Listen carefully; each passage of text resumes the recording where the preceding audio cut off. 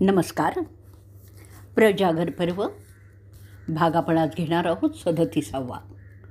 विदुर म्हणतो, अरे विचित्र वीर्याच्या पुत्रा, मनू जो स्वयंभूचा मुलगा आहे तो 7 आणि 10 प्रकारच्या माणसांबद्दल सांगत होता, जे हवेत वार करतात, इंद्रधनुष्य उचलण्याच्या गप्पा मारतात, सूर्याचं किरण पकडण्याच्या गोष्टी करत असतात.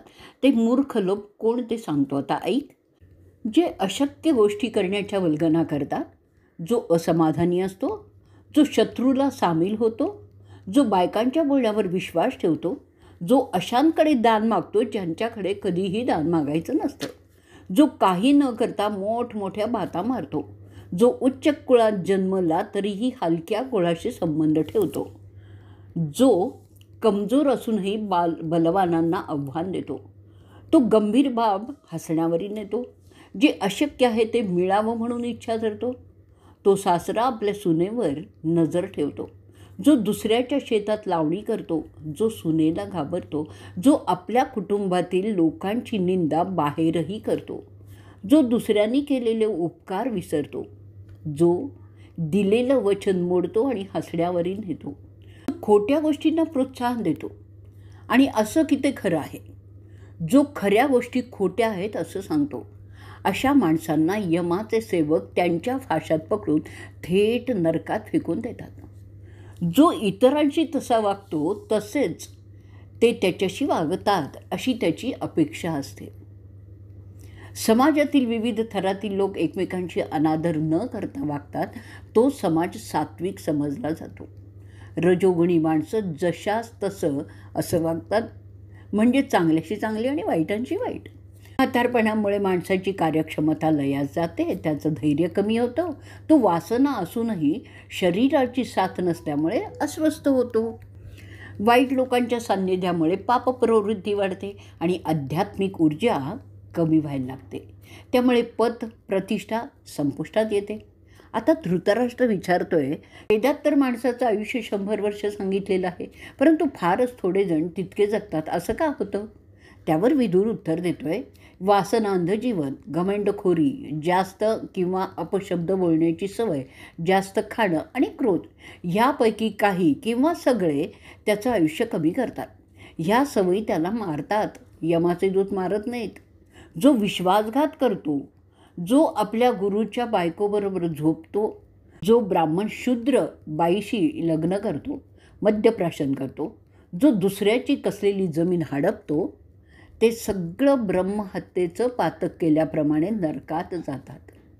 वेद सांगतात की जो चांगलं शिक्षण घेतो, जो नीती नियम आचरणात आणतो, जो दुसऱ्यांवर विनाकारण दबावही आणत नाही, जो देव आणि पितरांची पूजा करतो, जो द्वेष करत नाही, जो कुणाला पीडा देत नाही, जो कृतकृत्य होतो, जो उपकार विसरत नाही, असा माणूस स्वर्गात जातो.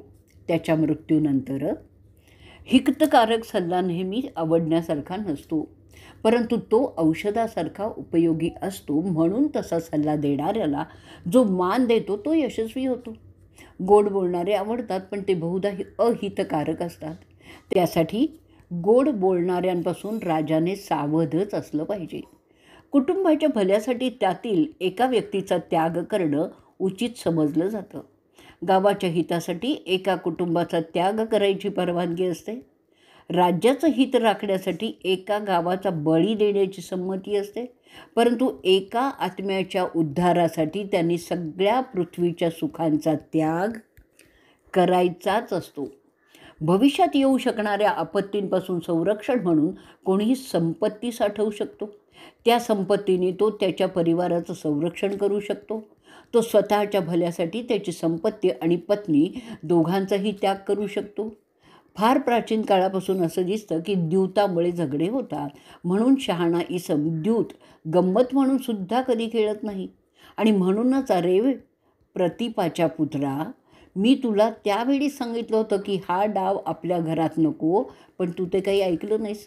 माझं ते हितकारक बोलणं तुला कडू वाटलं आणि तुझ्या पुतण्यांचा ऱ्हास करायचा होता. त्याचं प्रज्वलित यश, त्यांचं राजसूय यज्ञ तुला काही बघवले नाहीत, जे पवित्र होते, आणि तू तुझ्या कोल्ह्यासारख्या दुर्योधनाच्या बोलण्यात आलास. त्याचे परिणाम आता तुम्हा सगळ्यांना भोगायचे आहेत. जेव्हा युद्ध होईल तेव्हा तुला फक्त दुःख करण्याशिवाय काहीही उरणार नाही. जो त्याच्या खऱ्या हितचिंतकाचं ऐकत नाही तो नेहमी अरिष्टातच अडकत असतो. हितकारक परंतु कटू सल्ला देणाऱ्या नोकराला जो सजा करतो तो अंतिनाश पावतो. तशा वागण्याने त्या राजाभोवती फक्त खोटं आणि गोड बोलणारेच जमा होतात, जे त्यांचा नाश करतात. प्रामाणिक सेवकांचा मान राखणारा राजाच यशस्वी होतो. चांगले दोस्त राजे जमवणं शहाण्या राजासाठी आवश्यक असतं.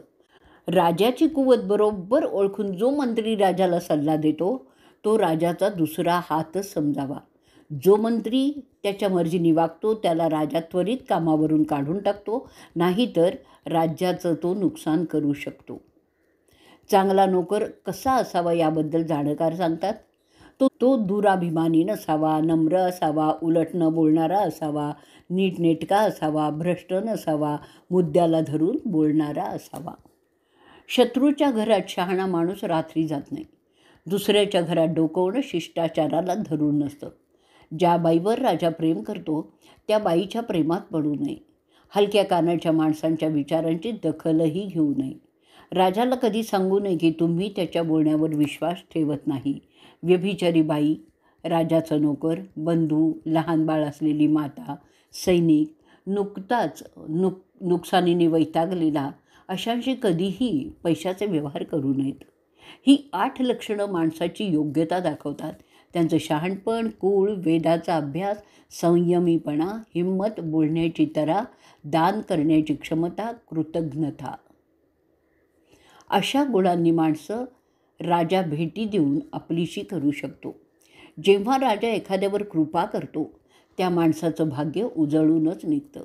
जो अर्घ्य देतो त्याला मनाची ताकद, सौंदर्य, स्वच्छ आवाज, सगळी मुळाक्षरं तो उच्चारू शकतो. सुगंध, स्पर्शसुख, मार्दव अशा त्याच्या गोष्टीत सुधारणाही होते. जो मनुष्य मितहारी आहे त्याचं आरोग्य चांगलं राहतं, दीर्घायुषी होतो.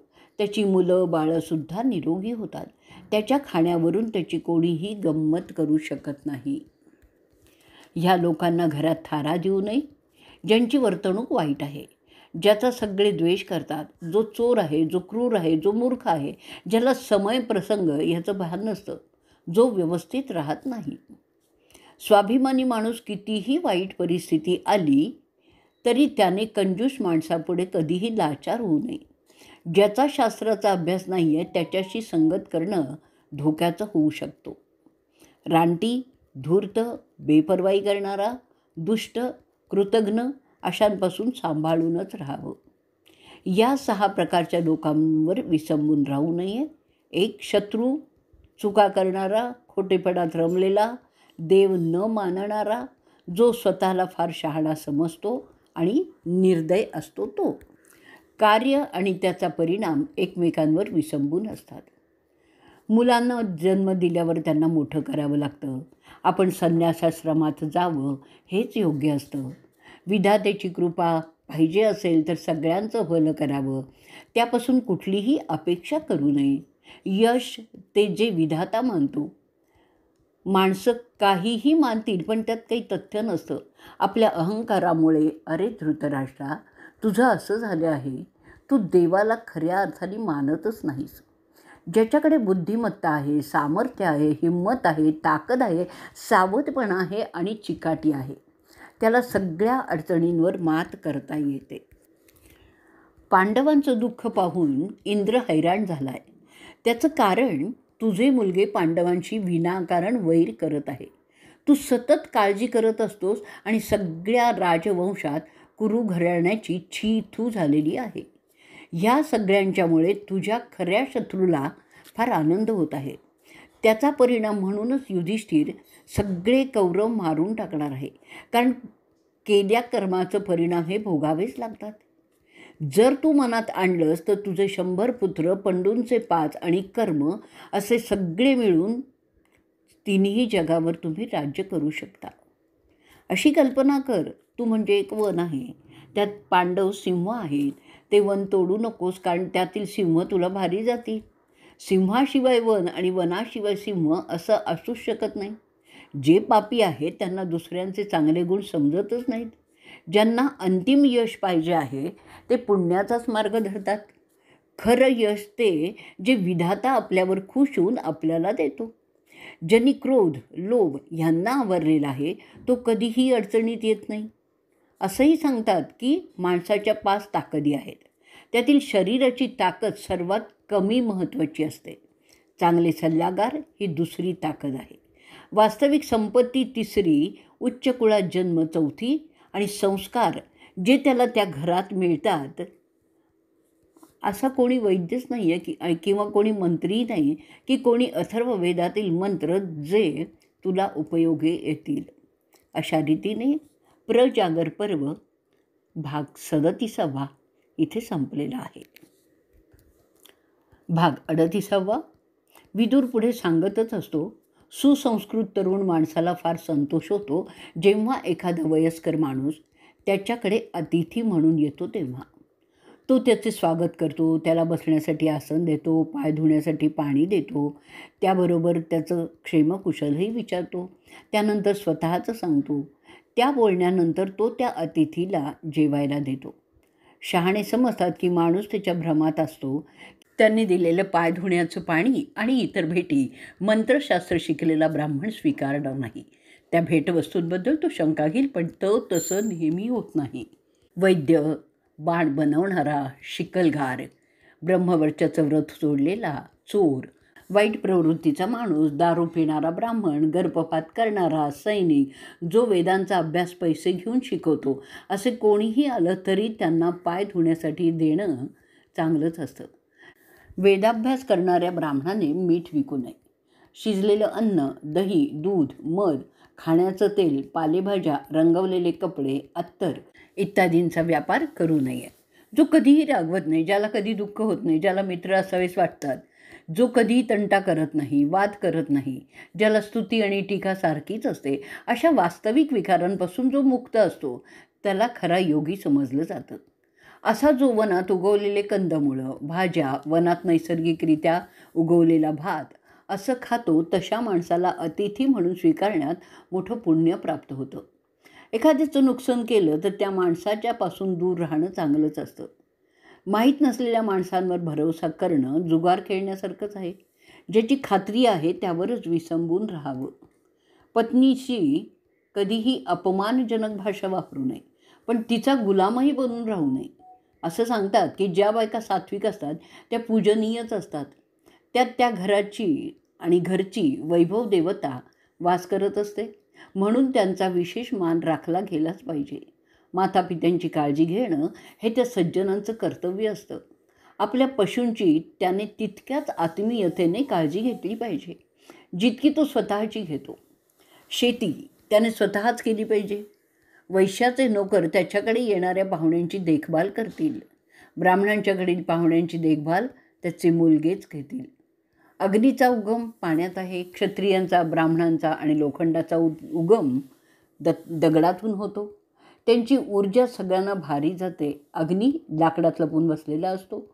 उच्चकुलीन माणसं त्यांच्या मनातील गोष्टी उघडपणे सांगत नाहीत. ते कमी बोलतात. त्यांच्या गोष्टी कोणाला समजत नसल्या तरी त्याला इतरांच्या गोष्टी त्याच्या खबऱ्यांच्या मदतीने सगळ्या समजलेल्या असतात. शहाणा माणूस दुसऱ्यांना त्याच्या योजनाही सांगत नाही. पुण्य, हित आणि इच्छा यांचा मेळ तो बरोबर घालतो. त्याची चुणूकसुद्धा कोणाला तो लागू देत नाही. गोष्टींची गुप्तता राखण्यात तिचं महत्त्व असतं.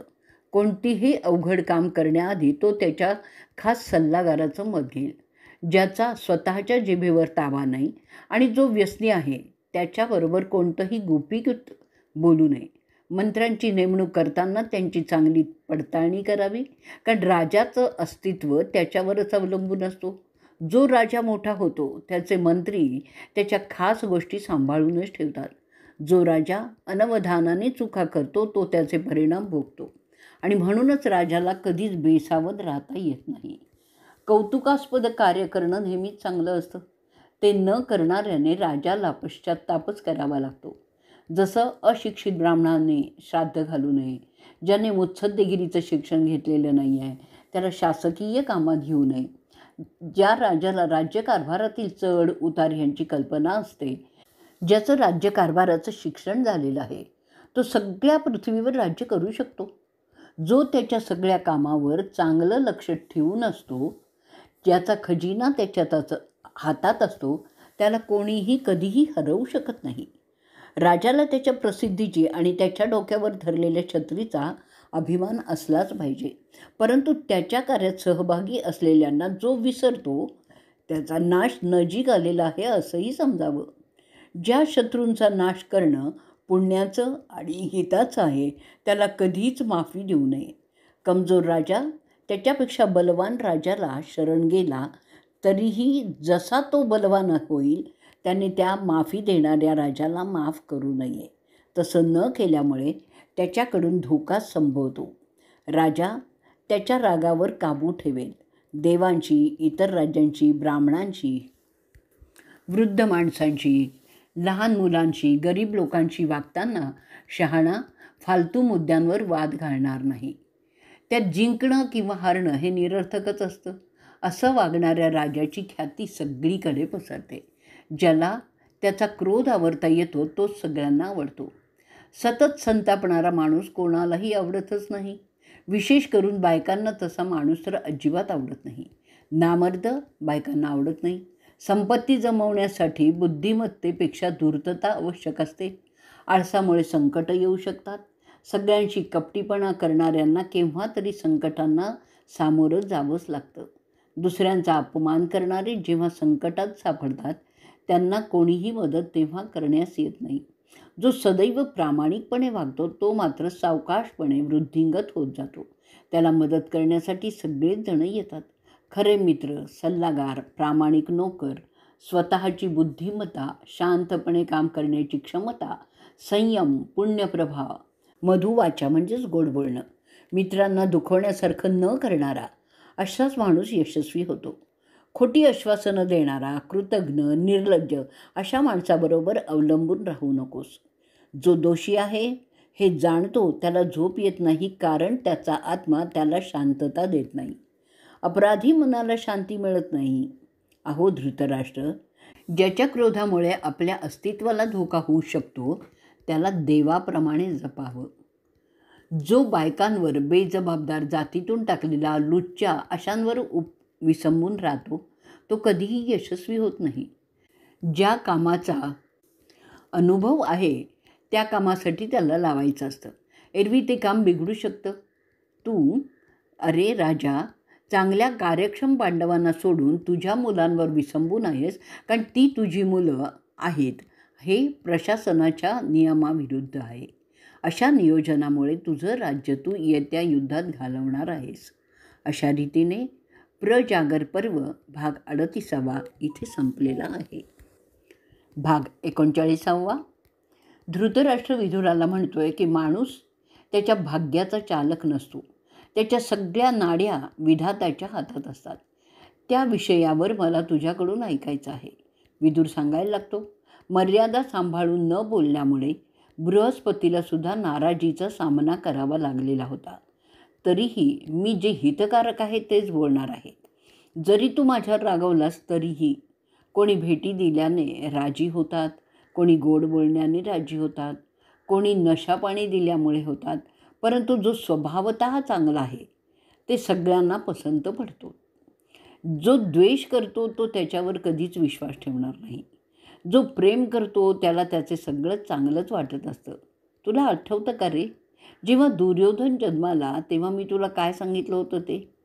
मी सांगितलं होतं की त्या एकाचाच त्याग कर, म्हणजे तुझे इतर 100 मुलं खात्रीने वाचतील. ज्या त्यागामुळे तुझं मोठं भाग्य प्राप्त होणार असतं तो त्याग हितकारकच असतो. त्या त्यागाला त्याग समजायचाच नसतो. वस्तुतः तो त्याग उत्तम त्याग समजला जातो. परंतु जर तो हितकारक त्याग नाही केला तर यथावकाश खूप मोठा त्याग करावा लागतो. तुला त्याचा अनुभव लवकरच येणार आहे. काही त्याच्या सद्गुणांमुळे पुढे येतात, काही त्याच्या धनामुळे पुढे येतात. धृतराष्ट्रा, धनाने येणाऱ्यापेक्षा गुणाने येणारे तू स्वीकारावंस असं मी तुला नेहमीच सांगत आलो आहे रे.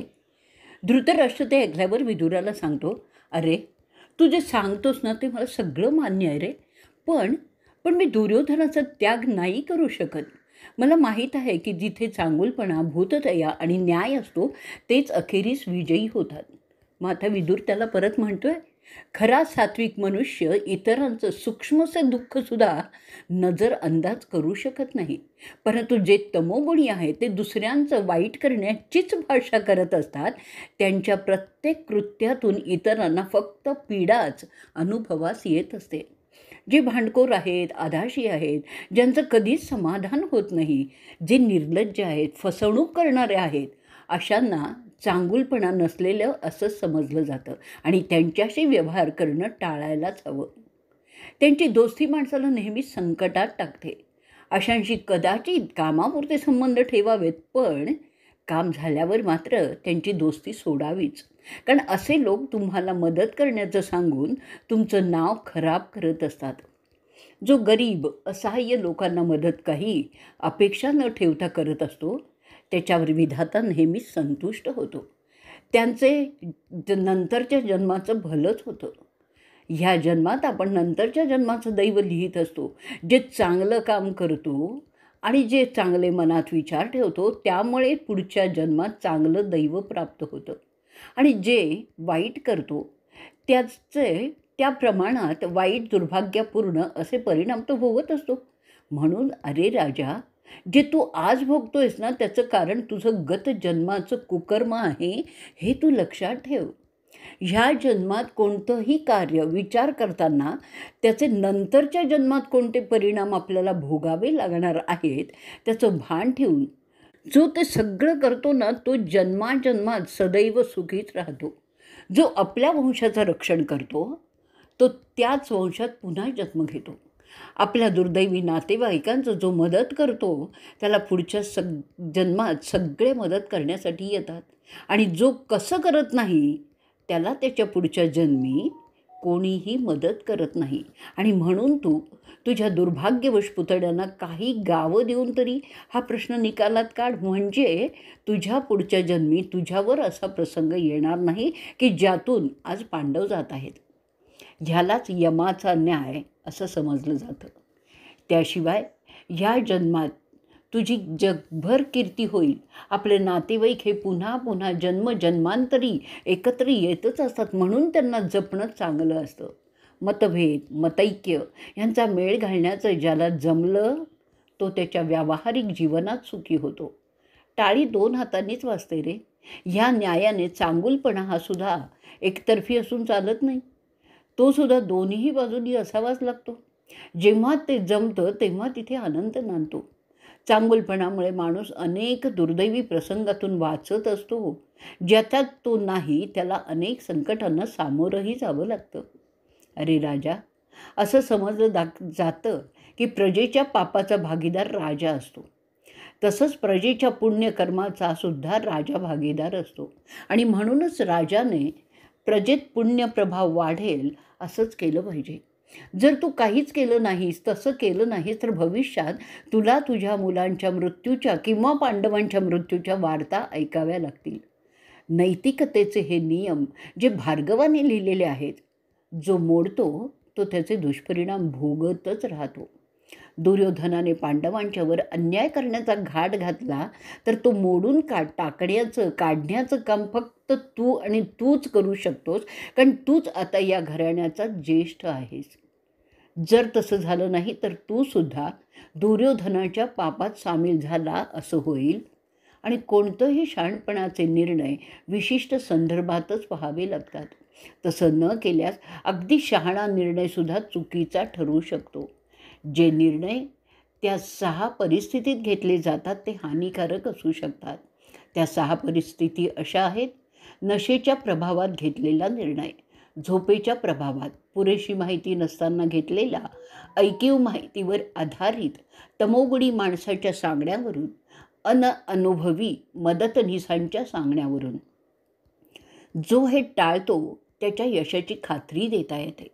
जुने, अनुभवी आणि खरे हितचिंतक यांच्या सल्ल्याने जो निर्णय घेतला जातो त्यामुळे यशाची खात्री सांगता येते. समुद्रात टाकलेली गोष्ट कायमची हरवली असं समजतात. जे प्रवचन झोपलेल्यापुढे केलं ते फुकट गेलं असं समजतात. ज्याचा स्वतःवर ताबा नाही अशाने दिलेलं शहाणपण व्यर्थ गेलं असं समजतात. जळून गेलेल्या राखेवर तूप घालून अग्नी पेटत नाही. शहाणा माणूस शहाण्या माणसाबरोबरच मैत्री करतो. माणसाची पारख करण्याशिवाय जो त्याच्यावर विश्वास ठेवतो तो जुगार खेळत असतो असं समजावं. आणि जर त्याचं भाग्य असेल तर त्या जुगारात तो यशस्वीही होऊ शकतो. परंतु राजाने असे जुगार खेळायचे नसतात. माणसाची पारख करण्यासाठी तो शहाणा माणूस त्याची ज्ञानेंद्रिय वापरतो. कोणी कोणाचं दैव चोरू शकत नाही रे. ते ज्याचं त्याच्याबरोबर चिकटलेलं असतं. दुर्योधन आणि त्याचे दोस्त पांडवांचं धन, राज्य, वैभव बळकावू शकले, पण त्यांचं भाग्य अजून त्यांच्याबरोबरच आहे आणि ते पुन्हा त्यांना त्यांचे गेलेले सगळं मिळवून देणार आहेत. त्याउलट दुर्योधनाचं होणार आहे. सातत्याने जाणून बुजवून केलेल्या कुकर्माचे परिणाम त्याची भविष्यात वाट पाहत आहे. ते त्याला जेव्हा म्हणून प्राप्त होतील तेव्हा त्याला कोणीही वाचवू शकणार नाही. दैवतांच्या स्मरणाने येणाऱ्या अनेक संकटांची तीव्रता कमी होते. रागवण्यापेक्षा कीव करणं जास्त हितकारक असतं. कारण रागवल्यामुळे ज्याच्यावर रागावला त्याला काहीच फरक पडत नाही, पण रागवणाऱ्याचं रक्त मात्र जळतं आणि त्याचा घातक परिणाम त्याला भोगावा लागतो. आरोग्य बिघडण्यामुळे माणसाची योग्यता मग सात्विक, रजोगुणी किंवा तमोगुणी त्याच्या मनोरंजनाच्या गोष्टीवरूनच समजते. त्याची खाण्याची आवड, कपड्यांची आवड, वागणं ह्यावरून त्याची योग्यता समजते. त्याचे जन्मकुळ त्याची योग्यता दाखवतं. मनोरंजन ज्ञानी माणसाला सुद्धा आवश्यकच असतं, कारण ती त्या देहाची गरज असते. आत्म्याने त्यात लक्ष घालायचंच नसतं. तो त्याच्या योगक्षेमाचा म्हणजे देहाच्या संवर्धनासाठी किंवा संरक्षणासाठी जे काही केलं जातं ते सगळं ह्याच्यात येतं. तो योगक्षेमाचा भाग असतो. जो पुण्यवंत आहे, ज्याच्या वागण्यात चांगुलपणा आहे, माणुसकी आहे, भूतदय आहे, तो 100 उच्च कुलीन पण गुणहीन माणसापेक्षा जास्त योग्य समजावा. सल्लागार म्हणून दुराभिमानी, मूर्ख, खुनशी, उनाड, भूतदया नसलेला अशा चांगुलपणा नसलेल्या माणसाची दोस्ती कधीही करू नये. उपकार न विसरणारा, पुण्यवंत, प्रामाणिक, दयाळू, श्रद्धावान असाच मित्र असावा. भोगेंद्रियात जास्त रमणारा त्याची आध्यात्मिक ऊर्जा खर्च करत असतो आणि म्हणून तो यथावकाश त्याचं भाग्यसुद्धा घालवून बसतो. त्याला देवही विसरतात. अपयशाने खच्ची न होता आणि न कंटाळता जो सतत प्रयत्न करत राहतो त्यालाच पुरुष समजलं जातं.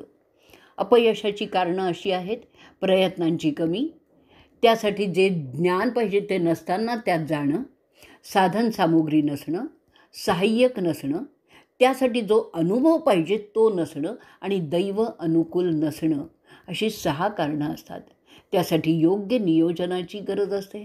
प्रयत्न वाढवणं, ज्ञान मिळवणं, साधनसामग्री जमवणं, त्या कामात उपयोगी येतील असे दोस्त करणं आणि अनुभव वाढवणं असं कर्मयोगाचे उपाय आहेत. दैव अनुकूल नसल्यास दैव त्याच्या जोरदार आहे असा भागीदार मिळवणं असे दैवी योगाचे उपाय आहेत. कर्मयोगात सफल होण्यासाठी मधुर वाणी, समजूतदारपणा, प्रामाणिकपणा, संयम, चिकाटी, सावधानता, धैर्य, कष्ट करण्याची तयारी असे गुण अंगीकारावे लागतात. असे साध्य झाल्यास तो समृद्धच होतो. हताश न होता प्रयत्न करत राहणे म्हणजे चिकाटी हा यशाचा एकमेव मार्ग आहे. देवांनासुद्धा त्याचा अवलंब करावाच लागतो, कारण सृष्टीचे नियम सगळ्यांना सारखेच लागू असतात. मग तो माणूस असू दे किंवा देव असू दे. क्षमाशील स्वभाव माणसाचे आध्यात्मिक बळ वाढवतो. त्यामुळे लोकपाल देवता त्याला अनुकूल होतात. लोकपाल देवता अनुकूल झाल्यामुळे दैव उजळतं आणि त्यामुळे यशाची खात्री होते. सात्विक माणूस सत्पात्र नेहमीच क्षमाशील असतो. मतलबी म्हणजे रजोगुणी सोयीस्करपणे क्षमाशीलता दाखवतो आणि कमजोर नेहमीच सगळ्यांची क्षमाशील असतो. ज्या प्रकारच्या सुख मिळवण्याने पाप होत नाही ते सुख उत्तम सुख आहे. जे सुख शरीराच्या गरजेप्रमाणे आवश्यक असतं ते हितकारकच समजलं जातं. त्यापेक्षा जास्त त्याच्यात रमण्याने त्या प्रकारच्या सुखाचं व्यसन लागतं. आणि व्यसन कोणतंही अंती दुःखदायकच असतं, म्हणून त्यापासून सावध असावं असं भार्गव सांगतात. ती सुखभोगाची मर्यादा समजावी. ज्याला दुःख करण्याचं व्यसन लागलं आहे तो कधीही सुखी आणि समृद्ध होत नाही. माणसाने त्याच्या ध्येयासाठी प्रामाणिक प्रयत्न करावे असं सांगितलं आहे, परंतु त्यापासून फळप्राप्ती ताबडतोब झाली पाहिजे अशी त्याला अपेक्षा करता येत नाही, कारण त्याच्या कर्माचा हिशोब अनेक जन्मांच्या कर्मविपाकाने बांधलेला असतो. त्या कर्माचं फळ कदाचित त्याला पुढच्या जन्मात मिळणार असेल. माणसाच्या कर्माच्या हिशोबाचे नियम असे सांगतात आणि म्हणून आपण आपलं कर्तव्य करत राहावं, कारण त्याचं फळ त्याला केव्हा तरी निश्चितपणे मिळतं. विधात्याच्या कामात अन्याय कदापिही होत नाही.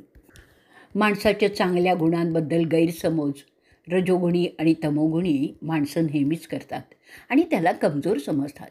त्यामुळे ते अंती पश्चात्ताप करतात, जे तुझ्या कौरवांच्या नशिबी लिहिलेलं आहे.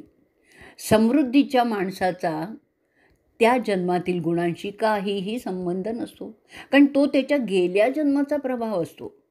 आपलं ह्या जन्मातील कार्य आपला पुढचा जन्म कसा असेल तेच ठरवत असतात. माणसाच्या हातावरील रेषा त्यानेच त्याच्या गेल्या जन्मात लिहिलेल्या असतात आणि म्हणूनच दुर्भाग्याबद्दल देवाला दोष देणारे महामूर्ख असतात. काही माणसं दैवतांच्या मदतीने आपलं भाग्य सुधारण्याचा प्रयत्न करतात आणि तो एक मार्गही आहे, परंतु त्यासाठी त्या याचकाला देवता तिच्या आध्यात्मिक ऊर्जेचं कर्ज देत असते. त्यामुळे ते या याचकाला ते कर्ज त्या दैवताला परत करावंच लागतं.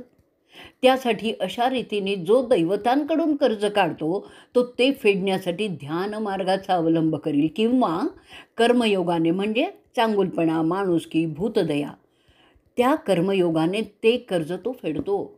जर हे त्यांनी केलं नाही तर तो अधोगतीला जातो. पापमार्गाने कमावलेली संपत्ती त्याचा पुढील जन्म दुःखमय करते. ह्या जन्मात मजा करतो, पण पुढच्या जन्मात सतत संकटात बुडालेला असतो. वैराग्य संन्यासाचं बळस्थान असतं.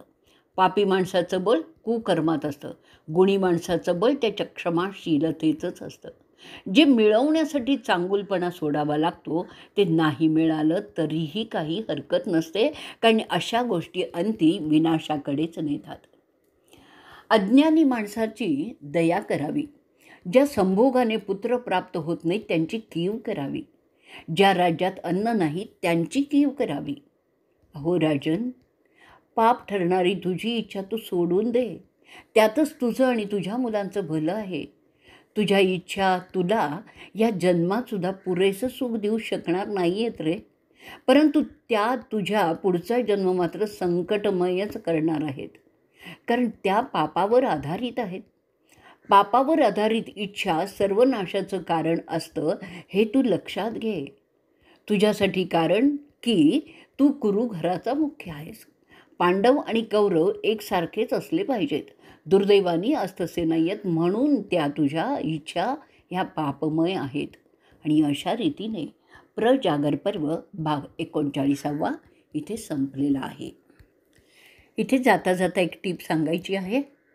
चांगुलपणा, माणुसकी, भूतदया या संज्ञांच्या व्याख्या सनतकुमार, ऋषी मिथिलेचा राजा जनक यांच्या संवादात आलेल्या आहेत. त्या इथे आपण वाचणार आहोत, म्हणजे माणसाने कसं वागावं समाजात त्याचा उलगडा होईल.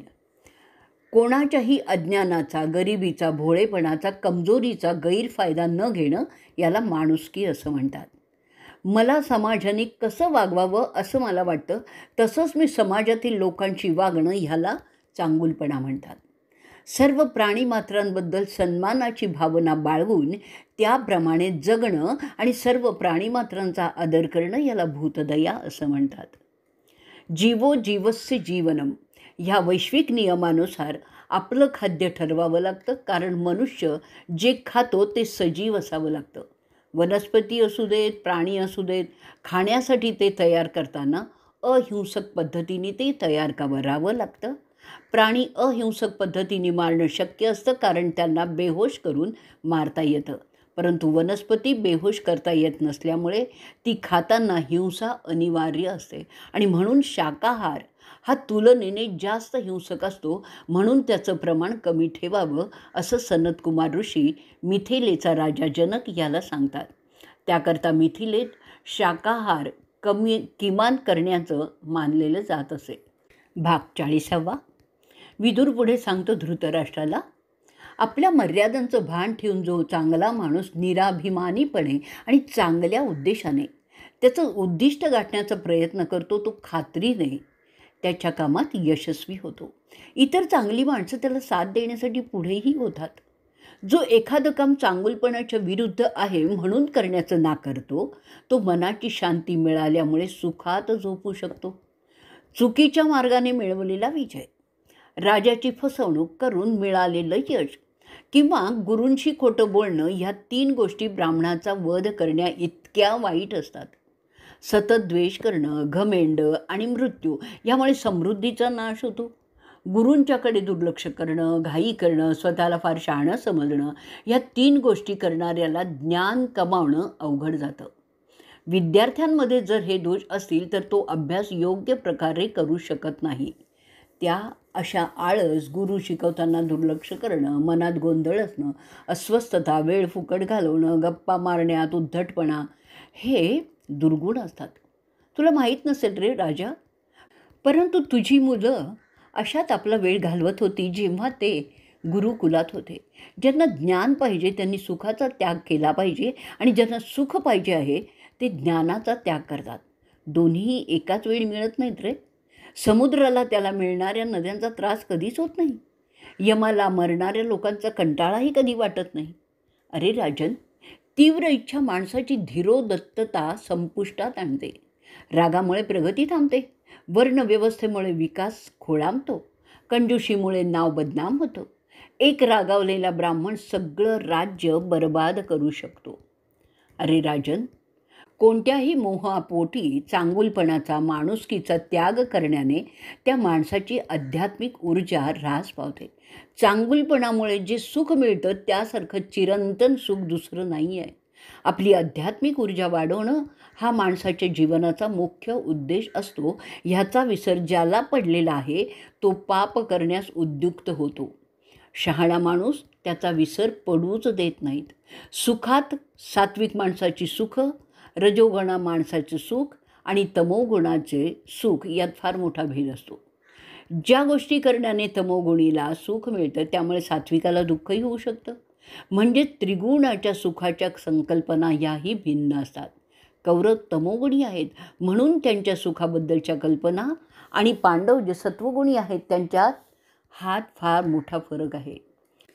माणसाबरोबर त्याचं पुण्य आणि पापकृत्याचे परिणाम सदैव असतात. बाकीच्या गोष्टी जसं धनदौलत, जमीन जुमला, मालमत्ता, पशुधन, वैभव, हे सगळं वास्तविक इथेच राहतं, ज्याचा त्या मरून जाणाऱ्याला काहीच उपयोग नसतो. म्हणून ते जे त्याच्याबरोबर मृत्यूनंतर राहतं ती त्याची खरी मिळकत असते. त्या मिळकतीला ऋषींनी विष्णूचं अर्धांग समजलं आहे आणि तिला नाव दिलं आहे लक्ष्मी. ती खरी मिळकत आहे. त्या माणसांनी कमावलेली आध्यात्मिक ऊर्जा हे लक्षात घे. ज्यांनी आध्यात्मिक ऊर्जा वाढवली आहे तो प्रकाशाकडे जातो, आणि ज्याने ती त्याच्या कुकर्मामुळे घालवलेली आहे तो अंधाराकडे जातो मृत्यूनंतर. त्यासाठी अरे राजा, माणसांनी पुण्यवंत राहायचं असतं. तो जर मोहाच्या आहारी गेला आणि चुकीच्या गोष्टीत रमला तर त्याला अंधारात जावं लागेल.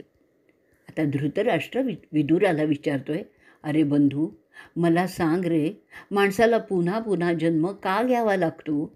विदुर सांगतोय, सात्विकतेच्या उच्च स्तराला पोचणं हा माणसाच्या जन्मामागील उद्देश असतो, हे तुला माहीत आहे. जोपर्यंत त्या उच्च अवस्थेला तो पोचत नाही तोवर त्याला पुन्हा पुन्हा जन्म घ्यावा लागतो. हे एखादी घसरणारी शिडी चढण्यासारखं आहे. घसरणं म्हणजे वासनांच्या आहारी जाण्यासारखं आहे. त्या 6 वासना मी तुला सांगितल्यात, परत एकदा सांगतो. काम, क्रोध, लोभ, मोह, मद आणि मत्सर ह्या त्या शिडीवरील घसरगुंड्या आहेत. जो सावधपणे त्यांना टाळून ती शिडी चढला तो मुक्त झाला पुनर्जन्माच्या विळख्यातून, असं तू समज. ज्याने त्याचं भान सदैव ठेवलेलं आहे, सावध ठेवलेलं आहे, चांगल्या मित्रांच्या बरोबर तो राहिला आहे, आपल्या आध्यात्मिक ऊर्जेचं भान ठेवलं आहे, तो पुनर्जन्मापासून मुक्त होतो. परंतु जे लोक तसं न करता त्यांच्या वासनातच रमून राहतात, त्यांना मात्र पुनर्जन्म टाळता येत नाही. वासनामय जीवनाच्या क्षणभंगूरपणाचं ध्यान ठेवून जो त्याबद्दल औदासीन्य त्याच्या मनात उत्पन्न करू शकला, तोच ह्या पुनर्जन्माच्या विळख्यातून बाहेर पडू शकतो. वेदाच्या अभ्यासाने ते शक्य होतं. खरा तो ज्याने त्याचं जीवनाचं लक्ष आध्यात्मिक ऊर्जा वाढवणं एवढंच ठेवलेलं आहे आणि वास्तविक सुख शरीराची आहेत असं मनाने पक्क केलं की तो त्याचा योगक्षेम उत्तमरित्या करून वास्तविक आणि आध्यात्मिक असे दोन्हीही साध्य करू शकतो. तसं करणाऱ्याला राजयोगी असं समजलं जातं. आणखीन एक सांगतो, पांडवांचा मुख्य युधिष्ठिर त्याचं क्षत्रिय वर्णाचं कार्य पाहिजे तसं करत नाही. तो स्वतःला ब्राह्मण समजायला लागला आहे, जे अयोग्य आहे. तेव्हा तू त्याला त्याच्या क्षत्रिय कृत्याच्या जबाबदारीची आठवण करून दे. धृतराष्ट्र विदुराला म्हणतो, अरे विदुरा, तू जे सांगतोस ते सगळं मला पूर्ण पटतंय रे, परंतु माझा मुलगा दुर्योधन आला ना की मला काय होतं ते समजतच नाही आणि मी त्याच्याच कलाने वागायला लागतो. हे असं का होतं ते सांगशील का?